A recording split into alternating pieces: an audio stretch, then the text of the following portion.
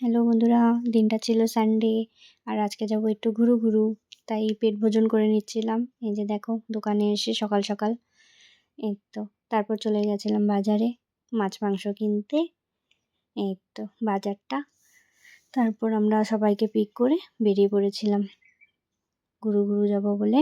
এই তো আমরা সরলপাড়া এসে গেছি। দেখো রাস্তাটা বেশ ভালোই করে দিয়েছে, মানে অলমোস্ট হয়ে গেছে, 60% হয়েছে, 60-70% হয়ে গেছে, আরও একটু বাকি কাজ এই যে চলছিলই। তারপর আমরা তাড়াহুড়া করে এই জায়গাটা নেব বলে ফটাফট এখানে এসে গেছি।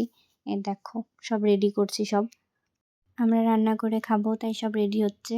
আর আমিও জলে নেমে গেছি, যে জলে বসেই আমি আজকে সবজিটা কাটবো। তারপর খিদা পেয়ে গেছিলো তাই একটু ম্যাগি খেয়ে নিয়েছিলাম। এই যে জলে বসে ম্যাগি খেতে কি মজা।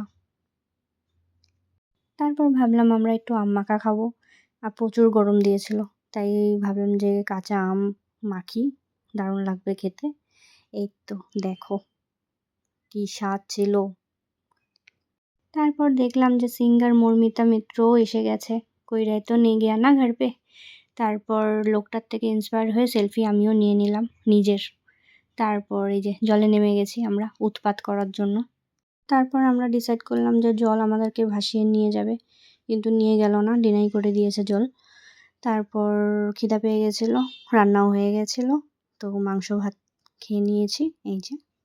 তারপর সব গুছিয়ে বেরিয়ে পড়েছিলাম ঘরের উদ্দেশ্যে, যে যাচ্ছি। তারপর রাস্তায় একজনের সাথে দেখা হয়েছে, এই যে দেখো ওকে হাই করতে গেলাম তো ও বললো তু আপনা কাম কর আর মুঝে ভি মেরা কাম করনে দে।